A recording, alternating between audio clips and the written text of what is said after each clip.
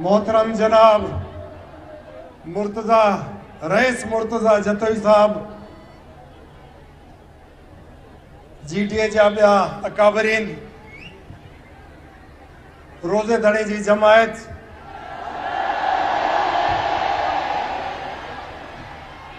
ॿिया सियासी वर्कर, नेक मर्दो आयल हिते असां जूं न्याणियूं अमड़ियूं भेनरूं, मीडिया जा दोस्तों और ख़ास तौर ते मुझा सोशल मीडिया जा नौजवान दोस्तों, इलेक्ट्रॉनिक मीडिया जा दोस्तों, अस्सलाम वालेकुम। इहो गॾजाणी जेकी असांजी थी आहे, हट पिछे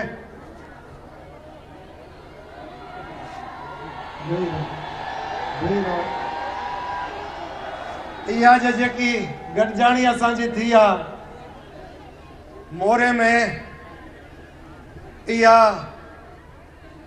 इलेक्शन जी चोरी धाड़ो जेको थियो आहे उन जे खिलाफ़ तहां असां गॾु थिया आहियूं।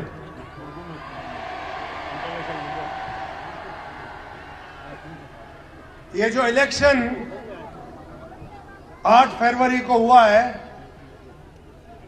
उसमें जो आप लोगों के कीमती वोट चोरी हुए, डाका पड़ा है आप लोगों के अनमोल वोट के ऊपर, हम सब उसके लिए आज इधर जमा हुए और अपना इजहार कर रहे हैं कि हम लोगों का एक ही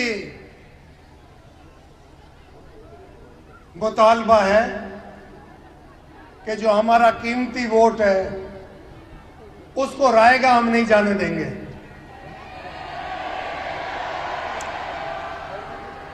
मैं सिर्फ एक चीज आप लोगों के सामने कहता चाहूं कि इलेक्शन की रात जब notified polling staff, presiding officer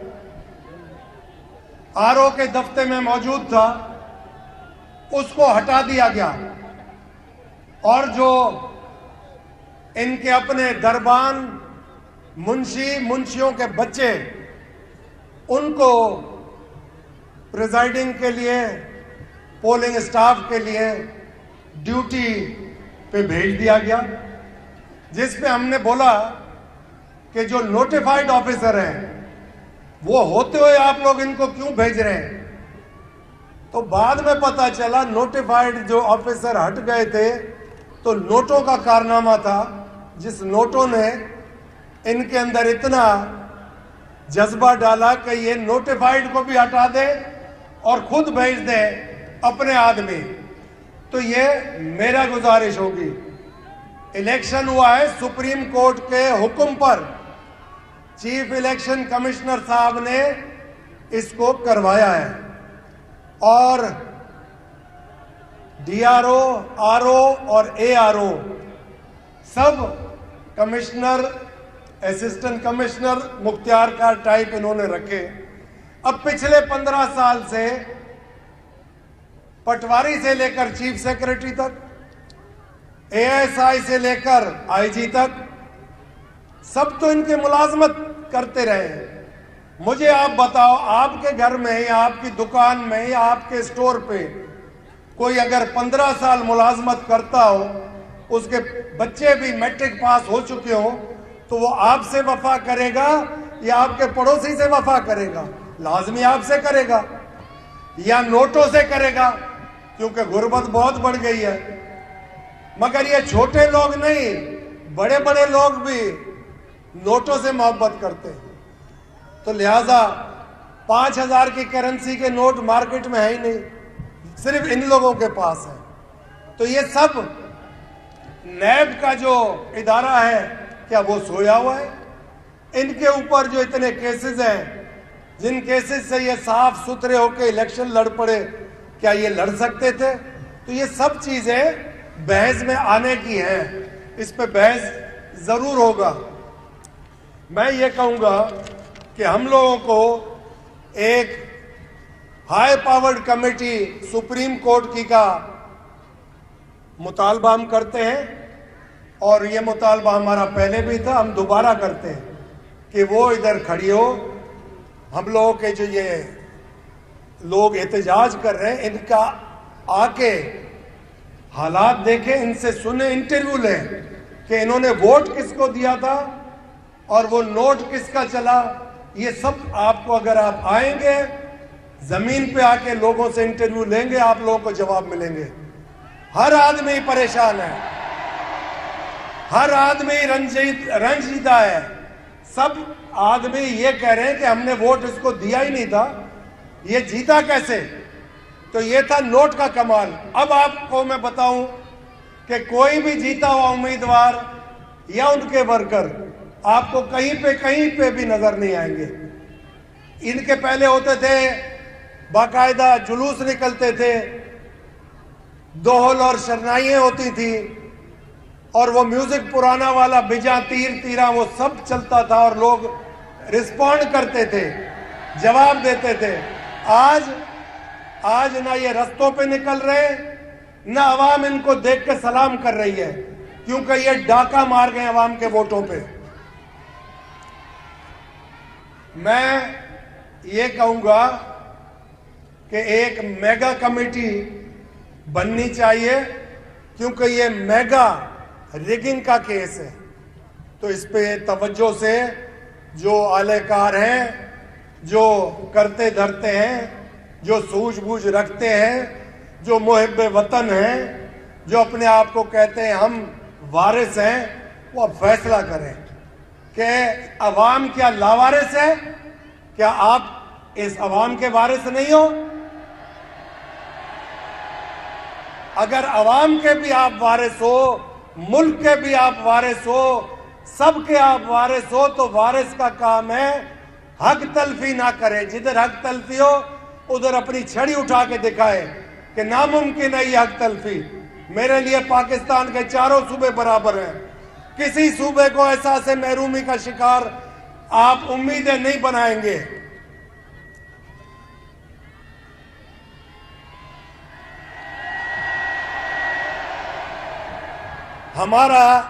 हमारा जो मुतालबा था वो तो साफ था कि या आप फॉर्म 45 अगर हमसे मांग रहे हो, हमारा मुतालबा यह है कि आप अपने आरओ से और डीआरओ से बैठ के फॉर्म 46 की ऊपर से लेकर नीचे तक इंक्वायरी करें कि बैलेट पेपर आप लोगों को इशू कितने हुए, बैलेट पेपर इस्तेमाल कितने हुए, बैलेट पेपर वापस बोरियों में कितने गए। अगर आप उसको ऑडिट करोगे तो दूध का दूध पानी का पानी हो जाएगा। पता चल जाएगा कि यह चोरी हुआ है अवाम का मैंडेट कि नहीं चोरी हुआ। यह तो बहुत आसान है, यह कर लो।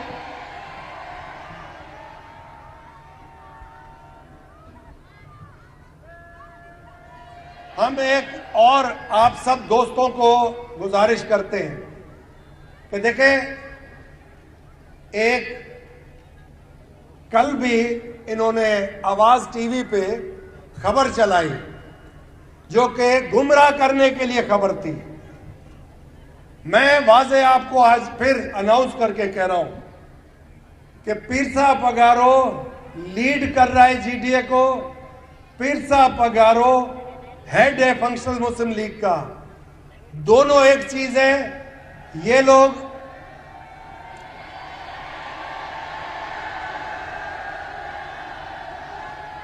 लोग गुमराह करने के लिए गलत खबरें चलाते हैं, गलत टिकर चलाते हैं, सोशल मीडिया में भी गलत चलाते हैं खबर।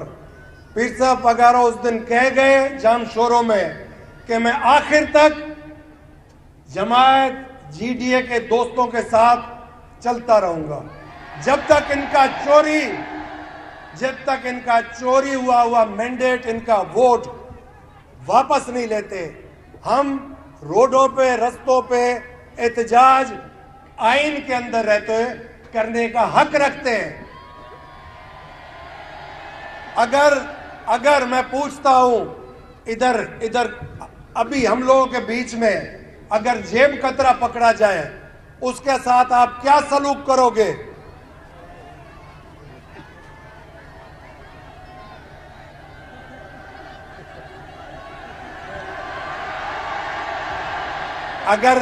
अगर जेब कतरा आपके हाथ चढ़ जाए, आप कह रहे हो उसको हम शेम कर देंगे, तो ये तो बाबा मुल्क खा गए, इनको क्या करें? इनके साथ अब इंसाफ अगर चाहिए तो मैं समझता हूं हमारा नैब का इदारा जो है वो पिछले 15 साल का इनका हिसाब किताब ले ले। आधे से ज्यादा इनके लोग इक्तदार में जो जाना चाहते हैं वो हलफ उठाने से पहले सरकारी मेहमान बन जाएंगे।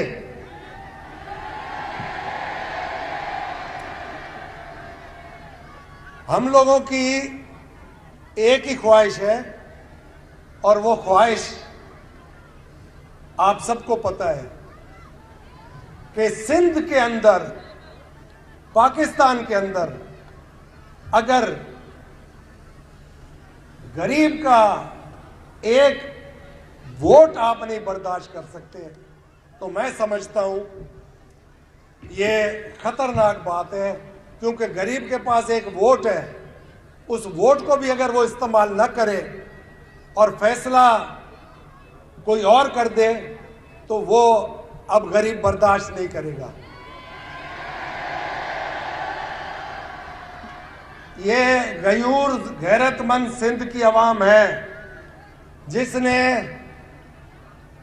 वतन या कफन, आजादी या मौत साम्राज्य के सामने नारा लगाया था। अब लगता है ऐसे कि शायद आप वाइसरॉय बना के हाकू के बेटे को सिंधियों के ऊपर मुसल्लत करना चाहते हैं। वो एक पीढ़ी से बकरा आया था कुर्बानी का, तो वो 2 दिन पहले पता चला, ठट्ठे के जलसे में चिल्ला रहा था।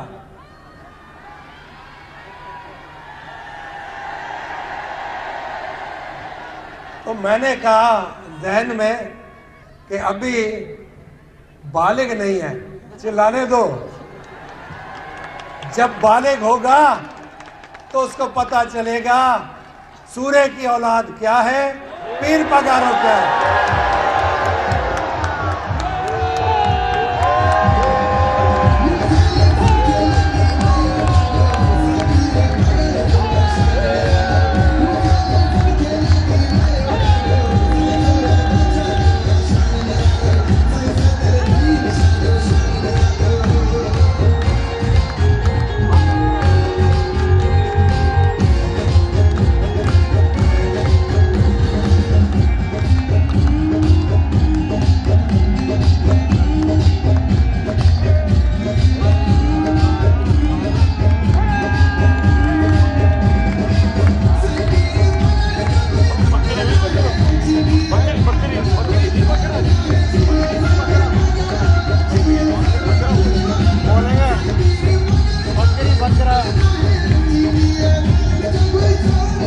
सुनो,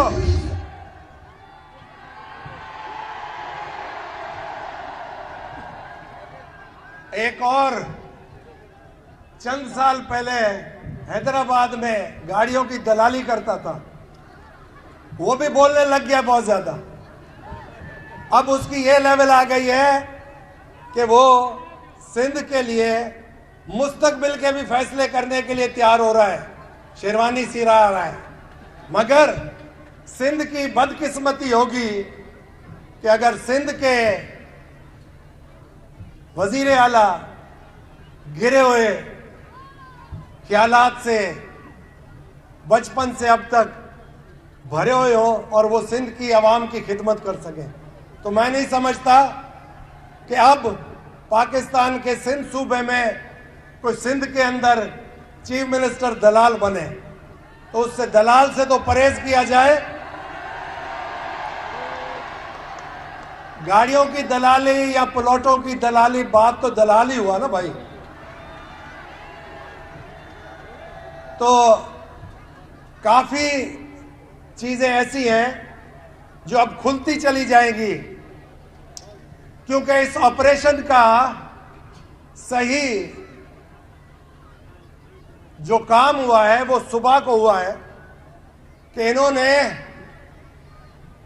बैलेट पेपर सुबह निकाले, वो था इनका नाश्ता, और रात को इन्होंने वही बैलेट पेपर ठप्पे लगा के वापस डाले, वो इनका था डिनर। तो इसका कोड वर्ड था 10 मिनट्स ब्रेकफास्ट, 2 आवर्स डिनर। तो ये आप अवाम के वोट सुबह नाश्ते में इन्होंने सोचा बैलेट पेपर निकाल के कि कैसे चलाया जाए, रात को इन्होंने ठप्पे लगा के वापस डाल दिया। मगर मेरा ईमान है कि अगर ईमानदारी से इसके ऊपर इंक्वायरी होती है तो इसके अंदर कोड आते हैं बीच में, हर बुक के बाद उसके अंदर फॉर्म 46 के अंदर सारा वाजे होता है कि इस सीरीज से लेकर इस सीरीज तक ये चला, दूसरी का फिर सीरीज में चलता है, बीच में जाके एक स्टैंप लगता है, फिर वापस चलता है।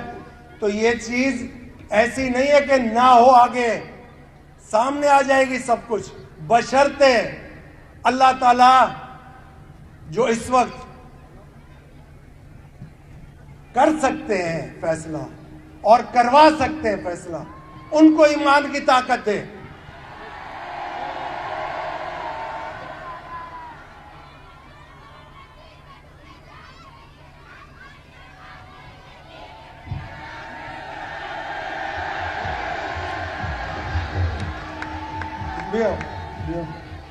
जो हकीकत है उसको अवाम के सामने अगर आप ले आते हैं तो मैं नहीं समझता अवाम ऐसे सड़कों पे आएगी। अवाम सड़कों पे क्यों आ रही है? अवाम सिर्फ इसलिए आ रही है कि उनके वोट का नोट ले गया भाई हिस्सा, तो वो उनको भी पता चल गया कि नोट बाकायदा चला है और बहुत बड़े पैमाने पे चला है। तो हमारी कोशिश है आप सबकी नेक नियति देख के, आपका ईमान का जज्बा देख के, आगे हम लोग जब चीज़ों को लेके चलेंगे आप लोगों की बेहतरी के लिए, अल्लाह ताला हम लोगों को हिम्मत दे, जज्बा दे, आप सबकी खिदमत भी कर सके। और आप सबको एक और मैं कहता चलूं बात कि हम लोगों के इधर जितने भी दोस्त हैं वो एक दूसरे के साथ बगैर मतलब के हाथ में हाथ देके आप लोगों की आवाज़ बनने के लिए 23 तारीख को कराची में 4 बजे और 3 बजे 4 के बीच में मीटिंग है। उसके बाद मजीद प्लान बनेगा और वो प्लान आप लोगों के लुटे हुए वोट को वापस लाने के लिए प्लान बनेगा।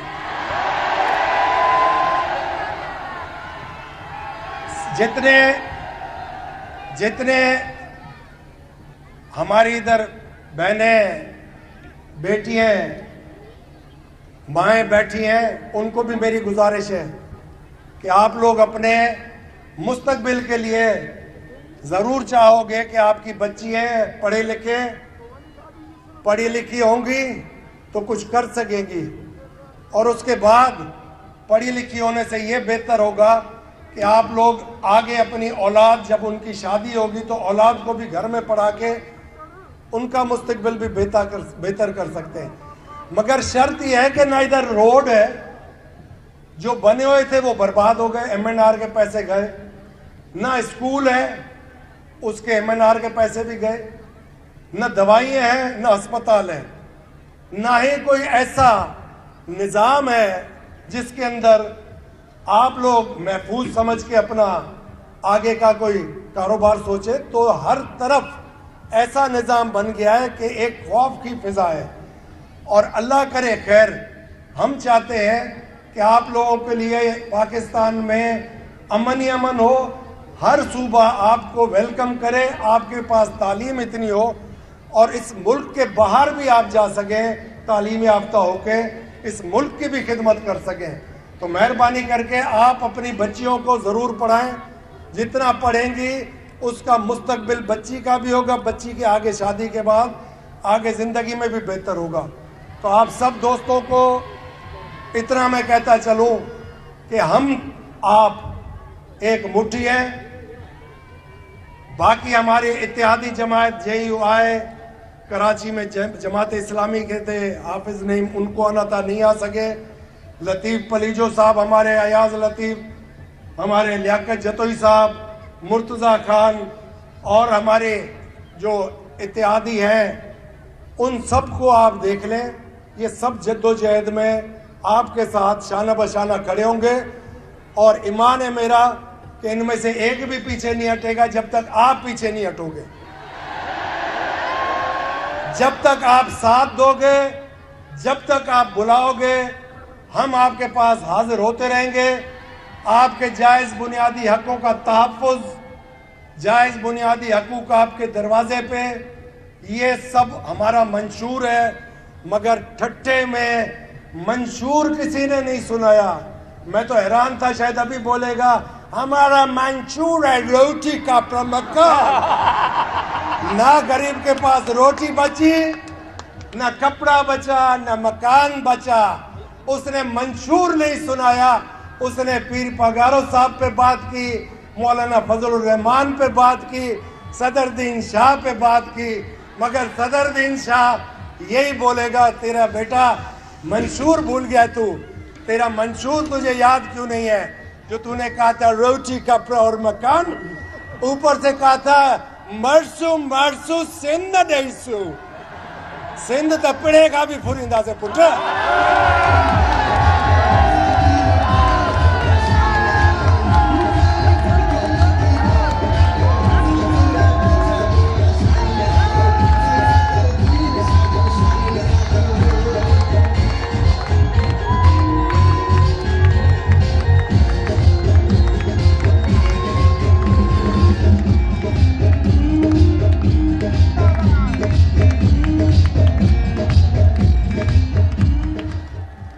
वो 10 रुकाती मंशूर जो इनका था इलेक्शन से पहले, जिसमें काशिफ अब्बासी साहब ने इससे पूछा कि आप जो मंशूर बना रहे हो 10 रुकाती, ये हमारे मुल्क की मैशियत को देखते हुए नामुमकिन है और ना आप ये मंशूर आवाम तक पहुंचा सकते हो।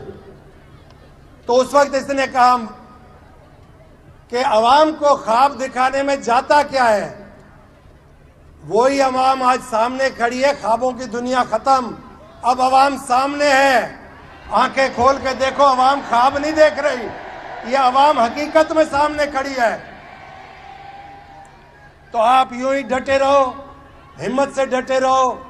अल्लाह ताला आपको खुश रखे, आबाद रखे, बछड़ा कखड़न में आबाद हो, जो इन्हें दुनिया में आखिरत में आला मकाम अता फरमाए अल्लाह ताला ताके। आमीन या रब्बुल आलमीन। पाकिस्तान जिंदाबाद, ता सब भी जिंदाबाद।